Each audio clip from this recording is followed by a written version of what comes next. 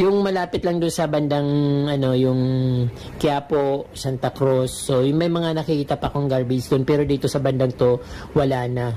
Talagang malinis. Sana ma-maintain at tuloy-tuloy na ito para, ayun, may nakita akong ulit ng water lily. Pero water lily naman, hindi naman siya bottled water na talagang mainis ka kapag yung nakikita mong basura.